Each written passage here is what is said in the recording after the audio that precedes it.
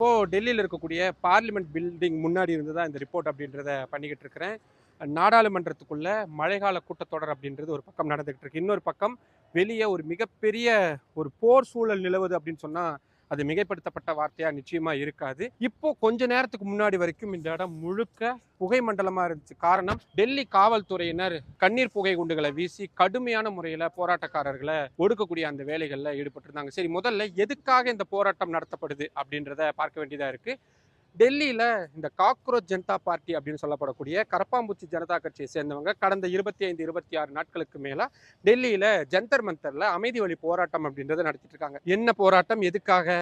இந்த வருஷம் நீட் தேர்வு வினாத்தாள் அப்படின்றது கசிஞ்சிருந்தது. 24 லட்சத்துக்கும் அதிகமான மாணவர்கள் கடுமையான முறையில பாதிக்கப்பட்டிருந்தாங்க. இந்த விவகாரத்துல நீதி கேட்டும் இதுக்கு பொறுப்பா இருக்கக்கூடிய மத்திய கல்வித்துறை அமைச்சர் தர்மேந்திர பிரதான் பதவி விலகணும் அப்படின்றத வலியுறுத்தி தான் அவங்க அந்த போராட்டத்தை முன்னெடுத்துட்டு இருந்தாங்க. இந்த போராட்டத்தை ஒரு வார காலம் தாண்டியும் கூட மத்திய அரசுல இருந்து யாரும் கண்டுக்கல அப்படின்றதுனால லடாக்கை சேர்ந்த சமூக செயற்பாட்டாளரான சோனம் வான்சுக் உண்ணாவிரத போராட்டம் அப்படின்றத தொடங்கினார். 20 நாட்களுக்கு மேல அந்த போராட்டத்தை அவர் நடத்தின நிலையில டெல்லி காவல்துறையினர் ஒரு அதிகாலையில அவரை வலுக்கட்டாயமா அந்த ஜந்தர் மந்தர்ல இருந்து அப்புறப்படுத்தி மருத்துவமனையிலையும் சேர்த்திருந்தாங்க. அதுக்கப்புறம் தான் இந்த போராட்டம் அப்படின்றது எஸ்கலேட் ஆச்சு. குறிப்பா இந்த மழைக்கால கூட்டத்தொடர் நடக்கும் பொழுது சன்சத் சலோ, அதாவது நாடாளுமன்றத்தை நோக்கி முற்றுகை போராட்டத்தை மேற்கொள்வோம் அப்படின்ற ஒரு ஸ்லோகனை கையில எடுத்து ஒரு பெரிய போராட்டம் அப்படின்றத இன்னைக்கு காலையிலேயே தொடங்கியிருந்தாங்க.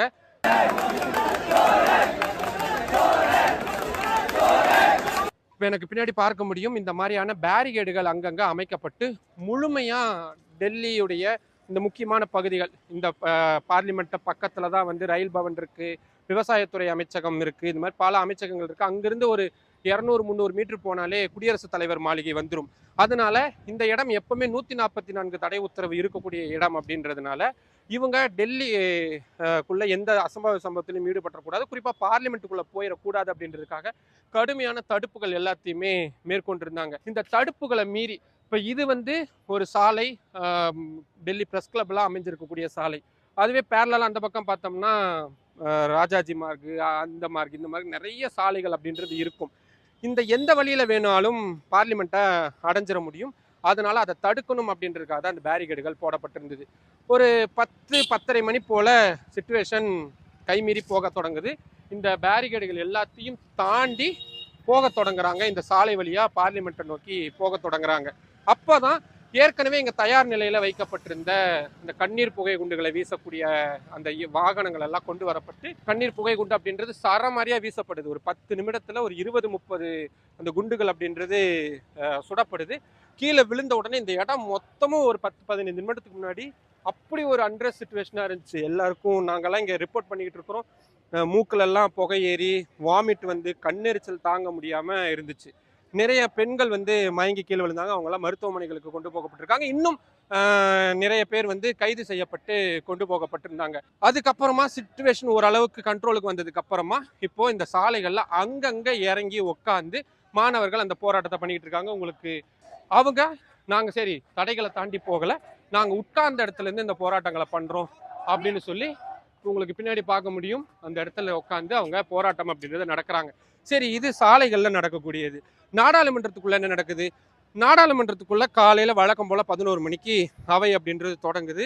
மறைந்த உறுப்பினர்களுக்கு இரங்கல் தெரிவிக்கக்கூடியதெல்லாம் நடக்குது. அதுக்கப்புறமா வழக்கம் போல மத்திய பாஜக அரசு அவங்களுடைய மசோதாக்களை ஒவ்வொன்றா தாக்கல் செய்ய தொடங்குறாங்க. எதிர்கட்சிகள் அமளியில் ஈடுபடுறாங்க. சமாஜ்வாதி கட்சி ராமர் கோவில் விவகாரத்தை கையில் எடுக்கிறாங்க. இன்னும் சில கட்சிகள் நீட் விவகாரத்தை கையில் எடுக்கிறாங்க. திமுக உள்ளிட்ட தமிழ்நாட்டை சேர்ந்த நாடாளுமன்ற உறுப்பினர்கள் மேகதாது அணை விவகாரம் சம்பந்தமான விஷயத்தை கையில் எடுக்கிறாங்க. திமுக உறுப்பினர்கள் பச்சை துண்டெல்லாம் போட்டுக்கிட்டு அந்த போராட்டம் அப்படின்றத எடுக்கிறாங்க. இதனால அவை அப்படின்றது தொடர்ச்சியாக ஒத்தி வைக்கப்பட்டுட்டே இருக்கு. 11:30 மணிக்கு ஒத்தி வைக்கப்படுது, 11:50க்கு ஒத்தி வைக்கப்படுது, பிறகு 12, 12:30, 1 மணி, 2 மணி அப்படின்னு இப்போ நாள் முழுவதும் 2 அவைகளுமே ஒத்திவைக்கப்பட்டிருக்கு. போராட்டம் தீவிரமடைகிறத உணர்ந்த மத்திய பாஜக அரசு கொஞ்சம் இறங்கி வந்திருந்தாங்க. 26-27 நாட்கள் இந்த போராட்டம் கண்டுக்காம இருந்தவங்க வாங்க பேச்சுவார்த்தை நடத்தலாம் அப்படின்னு சொல்லி அழைப்பு விடுக்கிறாங்க. கரெக்டா இந்த காக்ரோச் ஜனதா கட்சியை சேர்ந்த சிலர் வந்து இந்த பேச்சுவார்த்தைக்காக மத்திய சுகாதாரத்துறை அமைச்சர் JP நட்டா கூட பேச்சுவார்த்தைக்கு அப்படின்றது இறங்குறாங்க. கரெக்டா அந்த பேச்சுவார்த்தை அப்படின்ற அனௌன்ஸ்மெண்ட் வரும்பொழுதுதான் இந்த கண்ணீர் புகை குண்டுகள் வீசுறது அப்படின்றது ரொம்ப தீவிரப்படுத்தப்படுது. ப்ரூட்டலாக எல்லாருமே அடித்து விரட்டப்படுறாங்க. இங்கே இருக்கக்கூடிய பக்கத்தில் இருக்கக்கூடிய மெட்ரோ ரயில் நிலையங்கள் அத்தனையுமே வாயில்கள் மூடப்படுது. பொதுமக்கள் பயங்கர ஒரு இக்கட்டான சூழலுக்கு தள்ளப்படுறாங்க. பார்லிமெண்ட்டுடைய நார்த் கேட் அப்படின்றது முழுமையாக மூடப்படுது. குடியரசுத் தலைவர் மாளிகைக்கு போகக்கூடிய சாலைகள் அத்தனையும் மூடப்பட்டு அந்த மெயின் கதவு அப்படின்றதும் மூடப்படுது. அதனால பெரிய அளவிலான ஒரு அண்ட்ரஸ் சிச்சுவேஷன் அப்படின்றது டெவலப் ஆகிக்கிட்டே இருக்கு. இன்னொரு பக்கம் கான்ஸ்டியூஷன் கிளப் இந்த மாதிரியான டெல்லியோடைய முக்கியமான இடங்கள்லையும் போராட்டக்காரர்கள் இந்த மாதிரி தான் ஒரே இடத்துல குழுமி இல்லாம அங்கங்க பிரிஞ்சு இருந்து போராட்டங்களை முன்னெடுக்கிறாங்க. அப்படின்றதுனால காவல்துறையினரும் பயங்கரமா திணறிக்கிட்டு இருக்கிறாங்க. சமாஜ்வாதி கட்சியை சேர்ந்த டிம்பிள் யாதவ் மாதிரியான நாடாளுமன்ற உறுப்பினர்கள் வெளியே வந்து அவங்களும் அரெஸ்ட் ஆகிறாங்க. நடிகர் பிரகாஷ் ராஜ் காலையிலிருந்து இந்த போராட்ட காலத்திலேயே அவங்க கூடவே இருந்து அவரும் போராட்டத்தை முன்னெடுத்துக்கிட்டு இருக்கிறாரு. டெல்லியுடைய முன்னாள் துணை முதல்வர் மணீஷ் சிசோடியா, முன்னாள் முதல்வர் அதிஷி மாதிரியானவங்களா பேரிகேடுகளை எகிரி குதிச்சு உள்ள போய் அவங்க அந்த போராட்டத்துக்கு ஆதரவு தெரிவிக்கக்கூடியது அப்படின்ற மாதிரியான விஷயங்கள்லாம் நடந்துகிட்டு இருக்கு. இன்னொரு பக்கம் இத்தனைக்கும் மூல காரணமா இருக்கக்கூடிய தர்மேந்தர் பிரதான திடீர்னு அழைச்ச மத்திய உள்துறை அமைச்சர் அமித்ஷா என்ன பண்ணலாம் அப்படின்னு அவர்கிட்ட ஒரு டிஸ்கஷன் போகுது. இன்னொரு பக்கம் டெல்லி போலீஸ் கமிஷனர் மத்திய உள்துறை செயலாளர் கூட ஆலோசனை அப்படின்றத நடத்துறாங்க. ஒட்டுமொத்தமா இந்த போராட்டத்தை எப்படியாவது முடிவுக்கு கொண்டு வரணும் அப்படின்றதுக்கான விஷயங்கள்லாம் போயிட்டு இருக்கு. ஒரு பக்கம் உச்சநீதிமன்றத்திலையும் சரி, டெல்லி ஹைகோர்ட்லையும் சரி, இது சம்பந்தமான விவகாரங்கள் அப்படின்றது கேஸுகளா வந்து ஃபைல் ஆயிட்டு இருக்கு. ஒட்டு மொத்தத்துல இந்த போராட்டம் எப்போ முடிவுக்கு வரும், என்ன ஆக போகுதுன்னு தெரியல. ஆனா ஒரு மாதிரியான வார்த்தைகளால் விவரிக்க முடியாத அளவுக்கு ஒரு பதற்றம் அப்படின்றது இருக்கு. இப்போதைக்கு இந்த சாலைகள் கொஞ்சம் காலியா இருக்கிற மாதிரி இருக்கலாம். ஆனா டெல்லியுடைய பல பகுதிகளில் ஒரு மாதிரியான ஒரு இறுக்கமான சூழல் தான் இருக்குது. டெல்லியுடைய எல்லை பகுதிகள் அத்தனையுமே தீவிரமாக கண்காணிக்கப்படுது. டெல்லி யூனிவர்சிட்டி, ஜேஎன்யூ பல்கலைக்கழகம் அப்படின்னு பல பல்கலைக்கழகங்களுடைய மாணவர்கள் குவிகிறாங்க. விவசாய அமைப்புகள் எல்லாம் இந்த போராட்டத்துக்கு வரப்போகிறாங்க அப்படின்றதுனால இந்த போராட்டம் இன்னும் பல மடங்கு அதிகரிக்கும் அப்படின்ற மாதிரியான ஒரு நிலைமை தான் இருக்குது. மத்திய அரசு என்ன பண்ண போகிறாங்க, நீதிமன்றங்கள் எந்த அளவுக்கு தலையிட போகிறாங்க அப்படின்றதெல்லாம் பொறுத்திருந்து தான் பார்க்க வேண்டியது.